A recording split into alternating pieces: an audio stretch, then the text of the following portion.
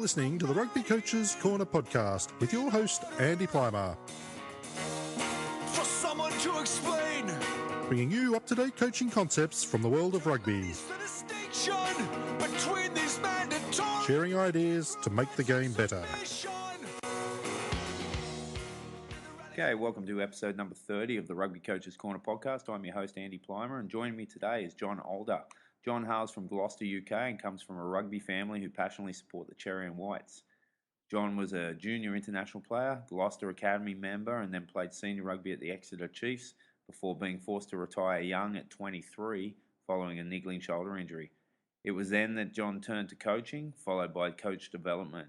John has since established himself as an international coach developer who brings experience in crafting and delivering leadership and learning solutions to coaches and sport organisations around the world.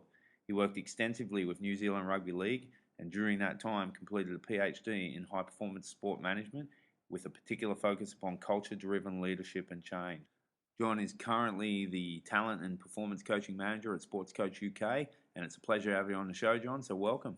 G'day, Andrew. How you going? Good. Thanks for joining us. No worries, no, pleasure's all mine, mate. I'm humbled to have the opportunity to chat with you, mate, today. Perfect. All right. So just for the listeners, what's a bit of a shortened version of the introduction I did? How'd you end up in your current role as coaching manager at Sports Coach UK? Probably of interest more to the listeners. My roots are very much firmly in rugby. I grew up in the southwest of England in a town called Gloucester, which in my eyes is the rugby heartland. A working class town where if debatable. If the ball's not oval, then it doesn't matter. Perfect. And into a rugby family. Uncle played 200 games for Gloucester in the 70s when they were one of the best clubs around and won the first English Knockout Cup. And interestingly, for sort of as a bit of backstory, as a kid, I was on the backroom staff of the Gloucester team with my uncle as the kit man, and I was the kick and tee water boy. Awesome.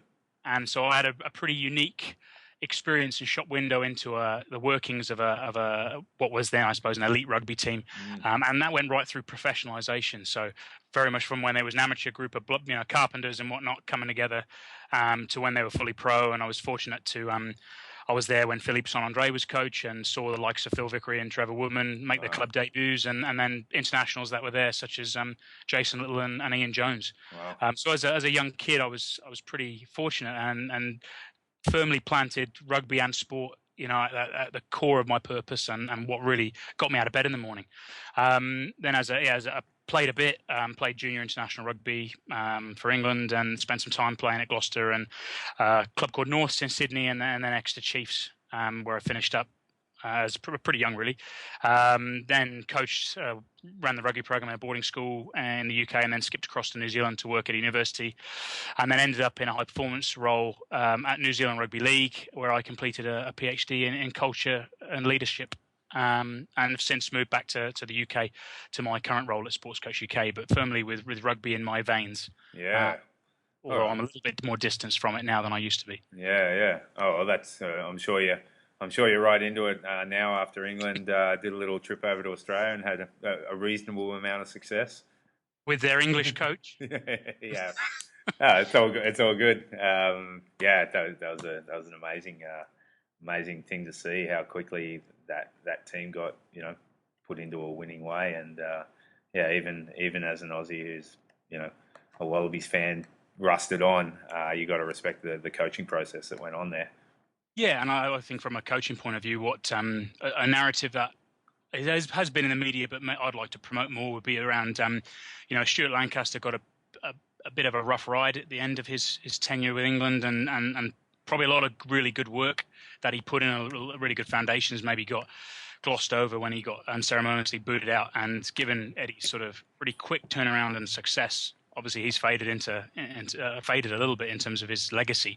But there's a neat story that when he was kicked out and Eddie was brought in, he went to Eddie and said, "I want to share everything, because this is about the England team getting better, and it's not about my ego or your ego or and I thought it was just quite a neat summary of what sort of guy he is. Oh, absolutely.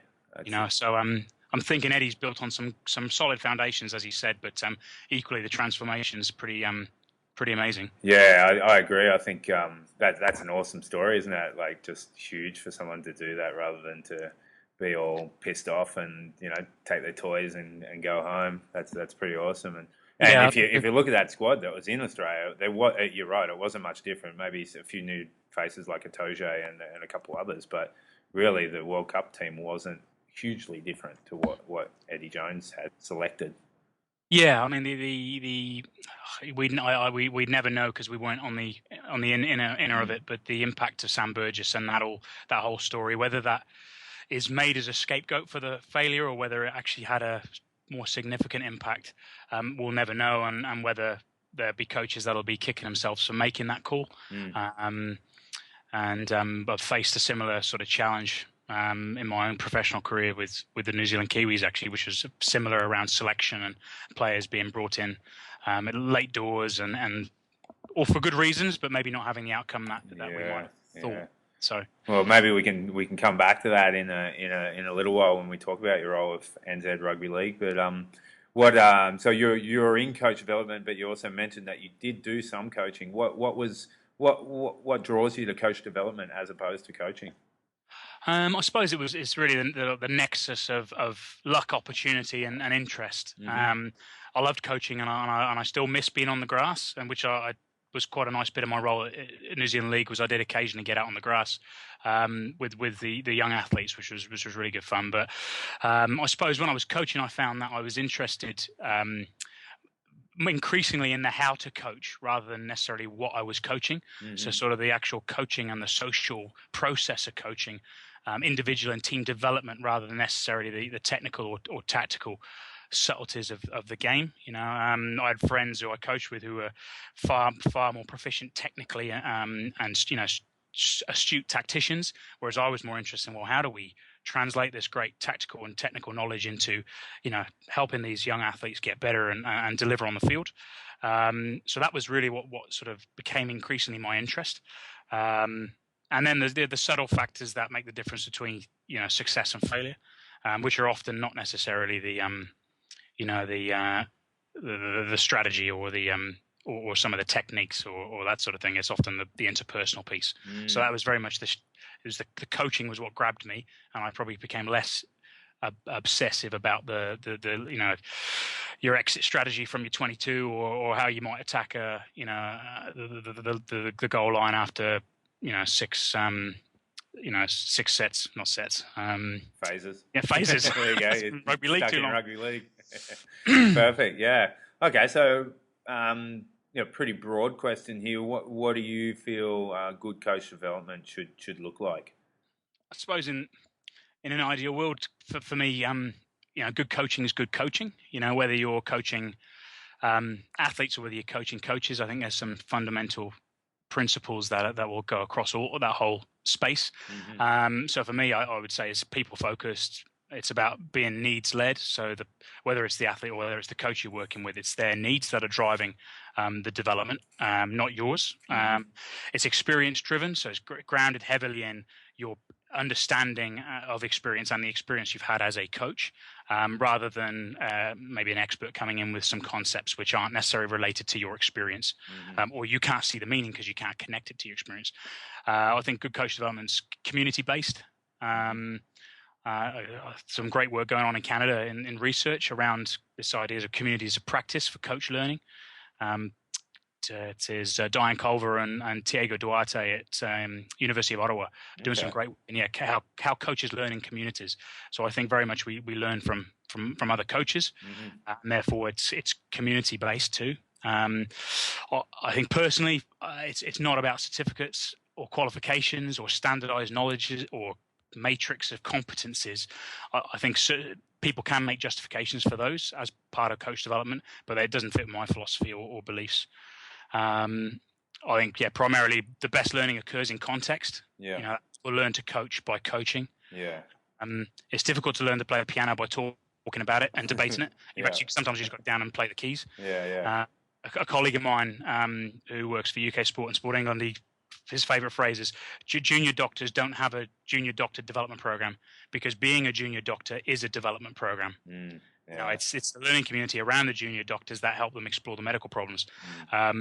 So you think it's about, how do you help a coach make sense of their experience of coaching, rather than putting them on a qualification where they would be assessed against some predefined competencies. There is a place for that, but for me, it's maybe a different place, or it just doesn't fit my sort of beliefs and philosophy. All right, so, fantastic. Just touching on the team culture and the relationships piece that you mentioned earlier on, you actually did a master's thesis on titled Coaches' Perceptions of Team Culture in Elite Sports.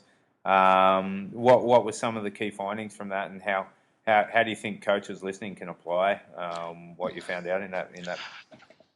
I mean, just to preface that, might be of interest to sort of how I got to this idea of what made me want to spend all this time thinking about team culture. I had a buddy that was on the staff at a professional rugby club in the UK that had been struggling for a period of time, and he said they've employed this Australian company that this concept of team culture, and they're experts at change. And they'd had all this success with the AFL teams and NRL teams. And he actually gave me a book to read, which I would recommend if anyone's interested in this. It's called Any Given Team by a guy called Ray McLean. Yeah, we've had him on the show. Oh, well, there you go, mate. Yeah. And, it's one of my favourites too. Mate, the book just blew me away. And I just thought, wow, this is, and I'd come at very much, I was an ex sort of decent junior player, and I'd probably approached my coaching very much as I had been coached and as maybe I liked to be coached, and I had some ideas around it, and this book just sort of opened my eyes to a different way of looking at it. But sadly, that the model and the way it worked out at that club, it wasn't very particularly successable, and I then wonder, well, why has it worked here and it hasn't worked there, and what is it about it? So I thought I'll do my I'll do a bit of research into it, and I interviewed 5 professional coaches. One which was a pilot project. Two of them were rugby coaches. There was a basketball coach, a netball coach, and a soccer coach, who'd all achieved a performance transformation from taking on a pretty struggling team to success, whether that's climbing a league or whether it's winning a championship. And I just was interested in their perspectives of what role did team culture play in that, and how did they change it if they did. So much of what we knew about team culture, much of what we knew about team dynamics had come from sort of the sports psychology literature around cohesion, and it broken the sort of team dynamics down into a binary sort of, it's either a task cohesion, so you're either working together for a task, or it's a social cohesion, and you're working together because you like being together, trying to quantify human behavior. And I thought, well, I'm not sure it's that simple. I think it's a lot more complex. So I thought I borrowed some stuff from management and leadership, and came across organizational culture. So I went and spoke to these coaches and tried to unpack, well, where does all this fit for them and how they change their teams. So the key findings briefly would have been around stuff that would probably be quite wouldn't be groundbreaking for the listeners. So the importance of having a really clear vision and your guiding values and principles. Using creative ways to communicate a desired culture through reward or sanctions, recruitment, the way you might set up the physical environment, your training environment, the way you monitor stuff, the dialogue and the words and the narratives that you use, and using strategies for sustainable change, such as being really consistent, so walking the talk, using empowerment approaches. And continually going back to what is our culture, and does it need to evolve, and how do we evolve it? So continually foregrounding that as a matter of importance. So what was interesting, while there were common themes, and those were some of the common themes, each coach approached the challenge of picking up a struggling team in a different way. Some were very democratic from the outset, handing ownership over to the team immediately, whereas one was quite dogmatic and almost Machiavellian in his approach. So use culture as a bit of a manipulative tool for social control. And another was he was very subtle and covert. So actually didn't talk too much about it, but tweaked things in the environment that helped to bring to life these elements of the culture, whether it was values of trust and respect, or whether it was the importance of team over the individual. But certainly didn't talk about it. I think that was it. I think that was the big thing, was that there were some common themes, but they all actually did approach it differently, and ultimately, from a pragmatic perspective, they achieved the performance outcome they were looking for. Yeah, I think that kind of goes to show there's many ways to skin a cat, right? Like there's not one perfect right way to coach, and that everyone has their own style and nuances. Yeah, and I think it's about the right thing for the right people at the right time. Mm-hmm. Would be what I would think, and then there's what fits for you as a coach and your philosophy and what feels right.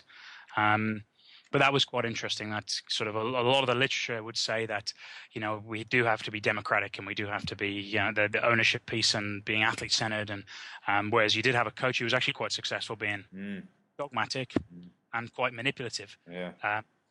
From a philosophical point of view, the idea of trying to control others doesn't fit well with me. But exactly. Yeah. A pragmatist would say, well, if he's winning championships, who cares? Yeah.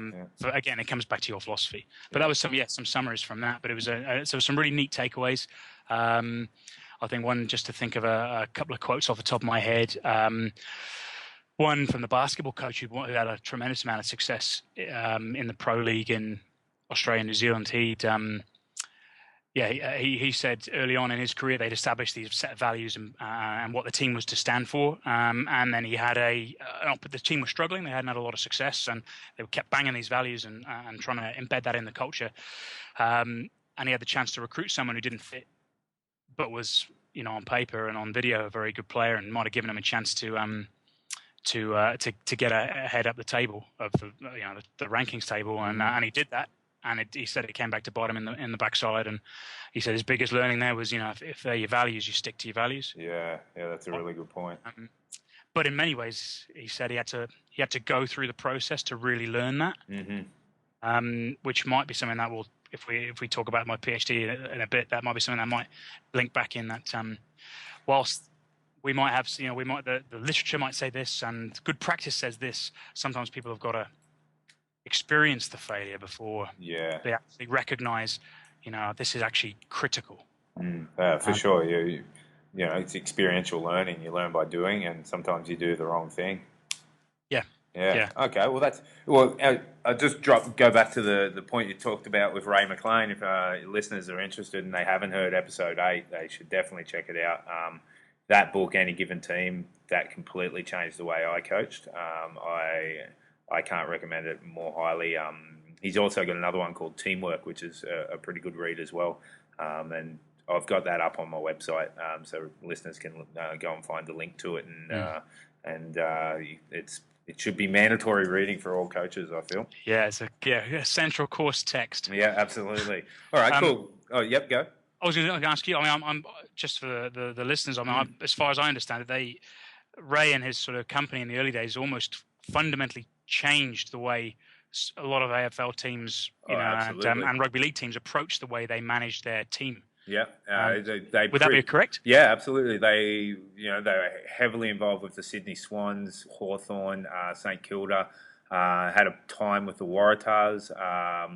Couple of rugby leagues, Melbourne Storm team. I think they're with the Knights now with Brown as the head coach there. They'd worked with him in his playing days. But yeah, they were some of the innovators of things such as a leadership group. That never happened. It used to be the coach and maybe the captain. And Ray McLean's been revolutionary in those kind of concepts. And his company's leading teams. And there's some great reading there that everyone should be into. Yeah, because you often if you look at it now, you go, well, leadership teams, they're common practice. You think, well, where did that start? And the first time I've come across it was through the work that Ray was doing in the codes in Aussie, and whether it was happening at other places. But it's like you said, mate, it fundamentally changed the way I looked at it. It was just an inspiring read and a very, very cool read as well. Yeah, well, and it actually kind of leads me on to my next question. Reading that book actually then took me down the path of athlete-centered coaching, just because that is his model about culture, is that it's you're just a facilitator and it's actually their culture and you're just overseeing it. With regards to athlete-centered coaching, what's that kind of look like, and why should coaches kind of know about it and consider using it? I could throw this one back at you, actually, mate. What's your thoughts when you first think? What springs to mind when you hear the words athlete-centered coaching? This has never happened to me on the show before. You've put me in the spot, but I'll have a crack for sure. For me, it's players having ownership over key decisions within both on the field and off the field. With some parameters, and but those parameters are decided by the players. They guide, what is acceptable behaviour and what is not, considering what kind of team we want to be. With regards to the X's and O's on the field, I just think it needs to be super inclusive, that everyone is involved, everyone is getting the same experiences as the player next to them, and that if you're a guy in the second grade on the bench, you're having the chance to improve and get better and be on that first grade side, just as the starting guy in the first grade team also has those opportunities. It's for me, it's like about fairness and equality and player ownership over the process, and fun. It's kind of got to be fun for people to want to still do it. Boom! You nailed it, mate. Oh yes, mate. Mate. You should be answering the questions. Let me ask them now. That's an idea for the next one. Next podcast. Right. We'll do that. Someone else can ask the questions and they can interview you, mate. For sure. I absolutely would second a lot of what you said, mate. For me, I suppose, athlete-centered coaching is putting the athlete at the center of the coaching process. In terms of why I think it's important, I think it facilitates holistic development. And it's a humanistic approach to sport, and if we look at the sort of some of the success literature around talent and performance, it's important. The holistic growth part is important for talent development, but it's also important for lifelong engagement in sport and some of the sort of the social benefits and some of the health benefits. So I think in athlete-centered coaching, sports becomes the vehicle for developing people and not just performers. Yeah, absolutely. It taps into a number of psychosocial theories of motivation, like self-determination theory, the idea of having autonomy, or a coach allowing an athlete to have autonomy and ownership of their learning, to show their competence and to be connected to their peers. As three central strands to being, self-motivated and self-determined. It also taps into sort of your hierarchy of needs by Maslow, and sort of your self-actualization, and not just your basic bread and butter. I go to work to get paid, and that's all. If you're putting the athlete at the center of the coaching process and you're enabling them to take responsibility and have ownership, you're moving them up those hierarchy of needs so they can become self-actualized. This is taking me back to first year university pedagogy. All those theories cross over teaching, coaching, really. 100%. I think the sexy term I would imagine at the moment is pedagogy, they may call it, but just quality coaching. In terms of a interesting question is how would you know coaches are doing it or not? Exactly. And I suppose you could look at it through a number of lenses. Start for 10 would be to look at the coaching practices on a continuum, from sort of coach-centered to athlete-centered. And what is the coach doing, and who is he doing it for? Is it for himself, for their needs, or even their ego, or is it for the athletes? Functionally, is he being autocratic and dictatorial, as we talked about, or instructional? Is it my way? I've got the ideas, and you're going to just follow my instructions, or is he or she using questions and drawing on the athlete's knowledge and experience on their wants and their needs? So they're using empowerment. And a common practice would be sort of teaching games for understanding. If someone's using that, that I would say they're on the way to being athlete-centered. Because as or game sense, I think you guys call it in Aussie.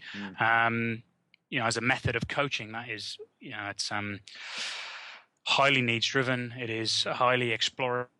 It's highly self-determined, and the athletes players take responsibility for their for what they're doing, and you just sort of manage the constraints of the game. Or does the coach actually listen to their players? And do they use this in how they deliver? Then at the deeper level, athlete-centered coaching, I suppose is we should remind us, the issue, and my colleague Lynn Kidman wrote in a recent paper that it's her challenge to people moving forward now, athletes and coaches have been around for a while, is not to reduce it to a checklist of coaching tools. Yeah. If I do questioning, tick. If I use games, tick. If I ask them how they're feeling at the start of the session, tick. I'm being athlete-centered. It's much deeper. It's a philosophy. It's a way of being. It's grounded in a deep human care. Mm-hmm. Totally. Others to grow and as people and performers. And then the question would be, if you're wondering how will I know if a coach is doing it? How well do they know their players? Yeah, exactly. Yeah. And then you could look at the other side of the coin, and if being athlete-centered is really about being needs-driven and putting them at the center of the coaching process, how do the athletes look like? I mean, you said fun. Are they happy? Are they engaged? Is it joyful? Are they learning? Are they experimenting? But most importantly, are they leading? Are they taking responsibility and ownership of their development? Yeah, absolutely. And I couldn't agree more. Okay, well, earlier you mentioned your PhD work with New Zealand Rugby League. What did that involve, and what were some of the highs and lows of that, and some of the sort of learnings out of that for coaches? Yeah, it was a magical experience. It sort of afforded me the opportunity to build on some unanswered questions from the masters and my coaching, and this idea of team culture, and trying to understand, this, what some might call a warm and fuzzy bit of coaching, away from your X's and O's. And I had an opportunity, a door opened with those guys, and they wanted to know more about their culture, and they wanted to the culture of their national team, and they wanted to know if they could change it and how they might go about changing it. So through a bit of a consultation process, we engaged in that dialogue and kicked it around, and this sort of formed the basis, the foundation of my doctorate, which was looking at how a high performance unit, or how the leaders of a high performance unit could or could not facilitate change in the culture of the high performance unit. So that included the players, the support staff, the managers, the coaches, and even the CEO as sort of the organizational lead of that. So very much looked at it as the big picture stuff that hopefully would, if it was done properly and effectively, it would have an impact on the field. Yeah. And I spent it was 2.5 years with the organization doing it, and then a year writing up away from them, because I couldn't get it written up if I was to stay there, because I was enjoying the work too much. So in terms of key findings, I'll probably tell you a little bit about how we went about it. So the first 12 months was really about understanding, well, what makes the culture tick? What are some people might call it the values or the meanings, how do players interact? What's valued within the environment?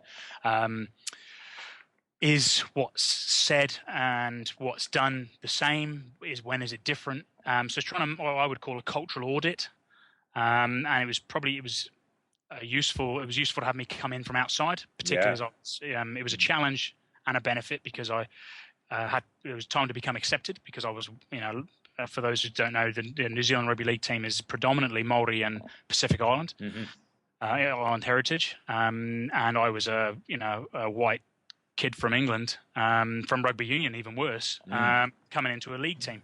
But I certainly didn't experience any rejection. They were very incredibly welcoming and warm. But it took a little bit of time for me to navigate my way into the culture. But I was able to ask the questions that maybe people within the culture would have assumed as the norm, and almost like the silly questions. Yeah. And to highlight, why did that happen? One player did this, and this was the outcome, and another player did this, and they interacted like this, and stuff that would have probably been either not even seen was allowed to be explored. And so we sort of mapped the culture out, and then discussed this and said, well, where would we like to be? And what's valued and important that we want to build on. So almost like a strength psychology point of view. So rather than throwing everything out the window and saying we need to change everything, what's the foundations of this team built on? And what does it mean to be a Kiwi? What does it mean to be a New Zealander? And how can we integrate that into the sort of fabric of the culture, to build on, try and establish this sort of shared purpose, shared philosophy, shared meaning, shared vision for the team. Mm-hmm. So after sharing that, we then went through a series of what the researchers would call action research cycles. So trying to plan something, an intervention of some sort, implementing it, seeing how it goes, reviewing it, tinkering with it, reintroducing it. So for in terms of the intervention, the big part for us was what emerged from the cultural audit was that the New Zealandness was really important to the group, and heritage of where the players were from and who they were representing, and family was really strong, which is no surprise for those who would know about the Maori and Pacific Island communities, which are deeply family based, or based in family and extended family, and all the values that came from that metaphor of family was incredibly important. So we looked at start using that as the foundation, and brought in things like we looked at the haka was an important cultural symbol, but the haka kamate is traditionally is the traditional New Zealand haka, and obviously everyone would assume it was associated with the All Blacks. And the question was posed, what does it mean for us? Do we even know what it means, or do we just do it because that's what we do? And out of the back of that, there was with a Maori cultural expert who came in, reauthored the haka based on the stories that the players told about what was important for them. And then fed a lot of that story, so the idea of narrative, wove that through the way the team was set up, the way the team sort of shape on the field, and some of the playing positions and that sort of thing. So the metaphor was a whare, which is a Maori house, and a traditional Maori sort of village tribal home, and the different parts of the house, and they all have different meanings and different symbols, and different players or different parts of the team occupied different parts of the house, and therefore you all belong to the house, and therefore you all need to take care of the house and defend the house. So that was our sort of initial intervention, and we scoped that out and engaged with some of the players to sound check it and build it, and then tested it out, and then went up to the World Cup cycle in 2013 over in the UK, and along that I was also trying to capture, well, how is the intervention landed? How has it been introduced? How has it been built? How have they received it? Has it had an impact? Has it fundamentally changed the way they think or what they do? And I suppose the key outcomes were really probably around who drives that was probably not quite so clear. So I think a key outcome for coaches listening around change, it needs to be first and foremost head coach driven. For those working in sport organizations within pathways, or even sort of in the high performance end, you've got this concept of the high performance manager or the high performance director.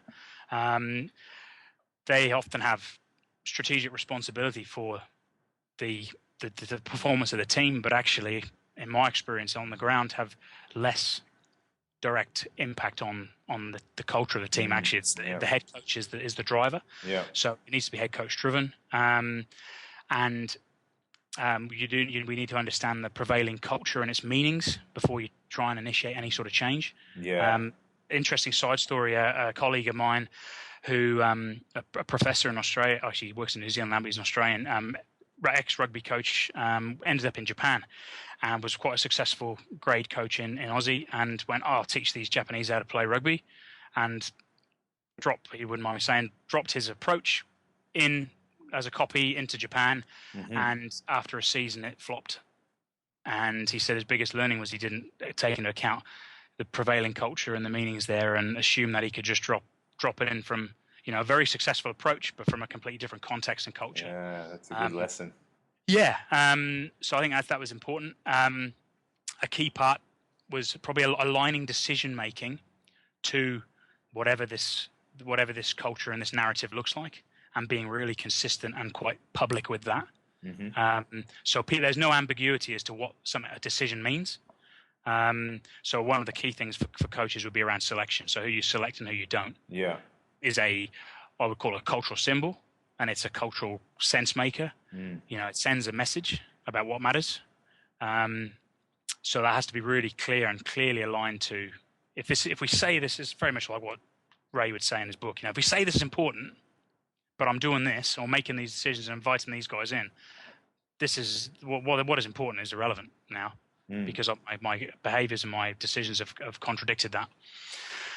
Big thing would be reframing change from like a big sort of knights in shining armor on a white horse coming in to change everything and save the day, to actually it's a daily effort, and that change happens more in the subtle day-to-day conversations and in the corridors and in the changing rooms and in the warm-up, more than a big presentation with nice glossy slides and posters on the wall. Yeah, it's kind of that I suppose, a bit of a buzzword or buzzwords now, that marginal gains kind of philosophy.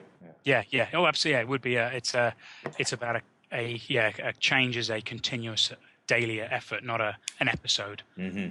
And I suppose, to encourage coaches to think culturally. So if I'm going to make a decision, what cultural symbol does this communicate? Rather than just, I think, he kicks well off his left, so I'm going to put him in the centre today.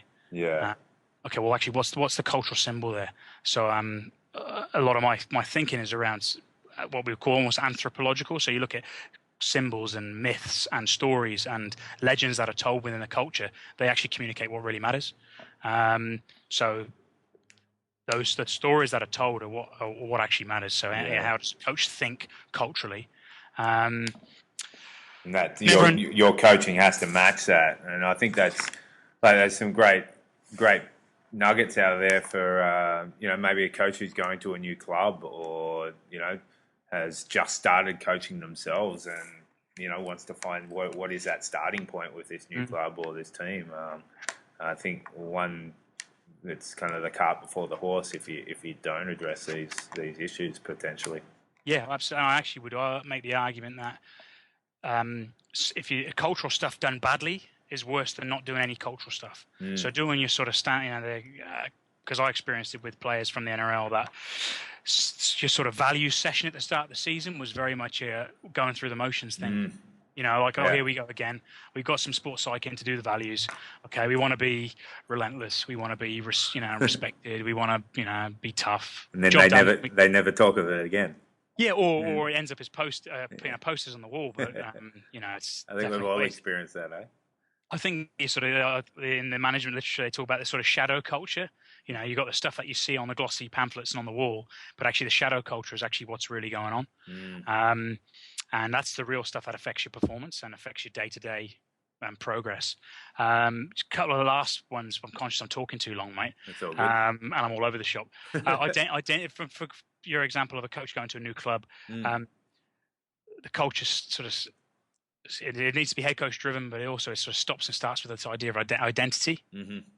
And I think it was done very effectively at the Waikato Chiefs, around where Dave Rennie. I would be interested to see what he does when he goes to Glasgow. But him and Wayne Smith and Tom Coventry and Andrew Strawbridge spent considerable time, as I understand, at the start of their tenure, unpacking. Well, what does it mean to be a Waikato Chief? What does it mean to represent the Waikato? And that's going to be easier in certain places than others. Where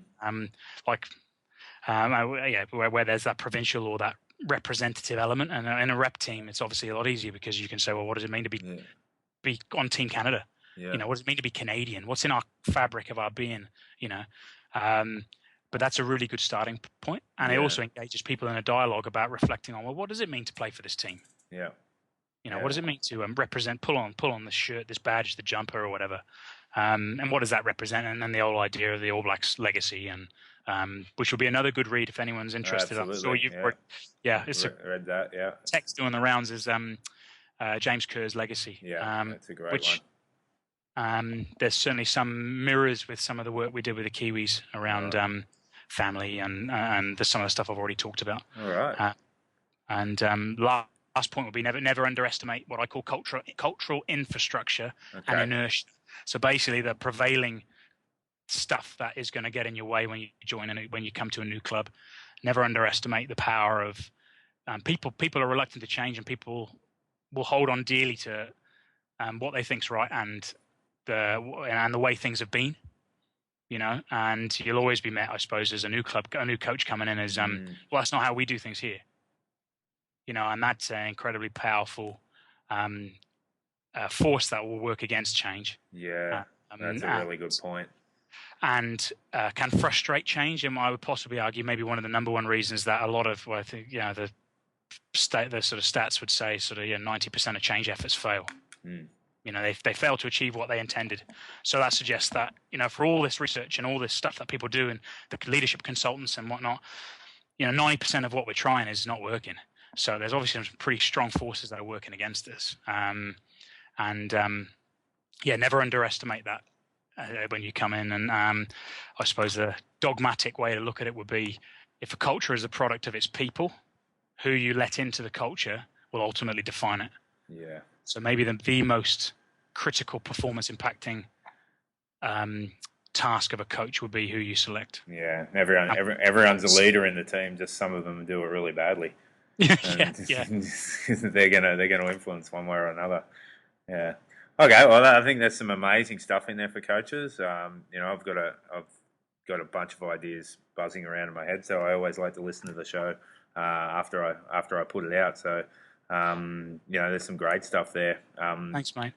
I mean, it's a sexy topic, culture. I think, and everybody talks about it, but it's quite abstract and it's quite. Yeah. I probably haven't done it justice in the last. No, you absolutely have. Yeah. Again, if anyone would be interested, then I'm sure you could find me on Twitter or anything like that, and I'd be happy to share more or kick it around. I love talking about it. So yeah, it's been great. I think one last question before we do our final four questions. You're involved with a coach development academy. I believe it's in Japan. It is. Yep. You want to talk a little bit about that, and how any interested coaches might want to get involved in that? Yeah, sure. I mean, I suppose it's just to frame it. It's more target. It would be more targeted at anyone who's working in coach development. This role of coach developer is sort of emerging as a key role in the coaching landscape. As coaches spend all this time helping the athletes to develop, but who supports the coach?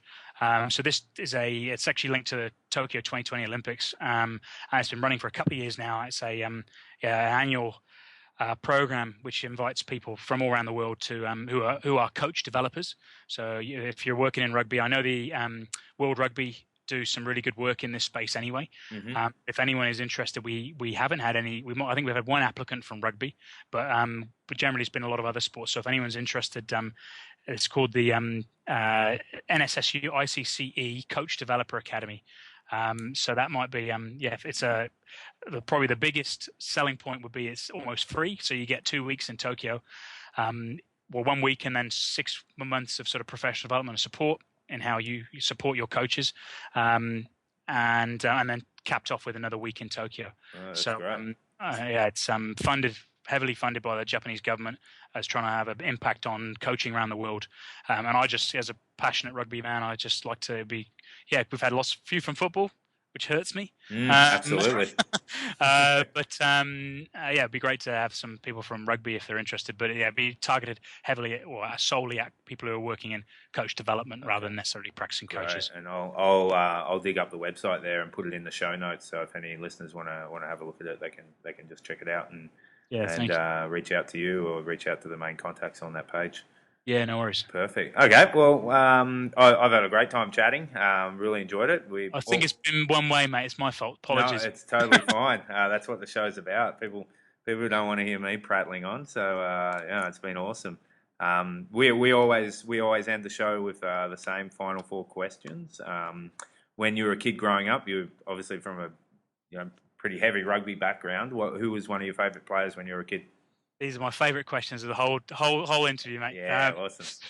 So, favourite player as a kid, I struggled to go with one, but I have to say I was a centre, so for me, two players were Scott Gibbs, who played for Wales in the British Lions and played a bit of rugby league too. Very honest, hard-hitting, courageous player, strong ball carrier, solid defender, no airs and graces. So I definitely would have modelled myself off him. I like that sort of, courageous, brave centre character, crash ball centre. And the second player would have been a fellow Aussie mate, a guy called Richard Toms, who I think he had about 5 caps for the Wallabies in the 90s. But he came and played at Gloucester for a few years, and so I got to know him very, very well, and was a really, really good man, just a good bugger, and a really honest player. So they were my 2 heroes as a kid. Awesome. I feel bad. I'm going to have to look him up because the 90s was my dark days of rugby league. So I'll have to look him up. That's awesome. Waratahs, I'm pretty sure. Oh yeah. Okay, beauty. I'll check it out. All right. And what about now? Who are some of your favourite players running around? Well, one's retired. Conrad Smith has been someone I've admired for quite a while. Again, a centre, so I'm probably biased. So any of you guys in the front 5 out there are going to be pretty bored with my examples because they all come from the midfield. So Conrad Smith, someone I've admired for a while. Yeah, again, an honest player who, an astute rugby brain. And I just like the fact that he, in a world or in a game which seems to promote and honour sort of the real physical specimens. He wasn't the biggest and he wasn't the fastest, but he was the best outside centre in the world for a period of time. And so very, very respected Conrad Smith. And the other one currently playing would be David Pocock. Oh, absolutely. Tremendous player. And again, just more sort of the character off the field too. He seems like a dead-on guy. Absolutely, a straight shooter and a good bugger. Yeah, no, I'm big fans of both of those players. So, yeah. Great choices. Great to have an Aussie in there too. Well done. All right. What about coaches? Who's one of your favourite high-profile coaches going around? Wayne Smith, I think, would be the one that would roll off the tongue. Again, because I feel like I've had a closer insight on him through my colleague Lynn Kidman's book, which people haven't read it, Athlete Centered Coaching. I think it's called Developing Decision Makers. There's a chapter in there on Wayne Smith and his coaching philosophy and the way he approached it. And then just the sort of reverberations around New Zealand of the sort of guy he is and the coach he is and the way he approaches his business. A real, really would, for me, as far as I would know, would really embody Athlete Centered Coaching. Yeah, and he comes up in every second show as someone's favourite coach, and I'm really going to try hard to get him on the show. I think it'd be a great chat, and that book too, Athlete Centered Coaching, again for part of the course, mandatory reading. I suppose the thing is, good coaches will, develop great athletes. Great coaches develop great athletes, and they develop great coaches. And I just wonder whether, he's sort of, for me, I wonder whether he's occupied this sort of mentor maybe role on the side that's maybe just asked the right questions and challenged and enabled everyone around him to grow. That's great. Rather than he's not completely egoless. Could have had head coaching roles, but is happy sat in the in the sidelines and out of the limelight. But clearly a hugely respected rugby coach. Yeah, well, so that's a hero of mine. That's a frightening prospect. As if Wallabies fans don't have a hard enough time. In the current landscape, now we've got Wayne Smith coaching future All Blacks coaches. It's not going to get any easier. Okay, and what about someone in the just in the grassroots of the game, or just someone who's just chipping away doing a good job, who deserves a shout out? Yeah, again, probably a little bit more distance over the last couple of years. So my examples would be slightly biased because they'd be people I know, and I would could shout out as a guy who's just taken on the attack coach / backs coach role at Cardiff Blues. Okay.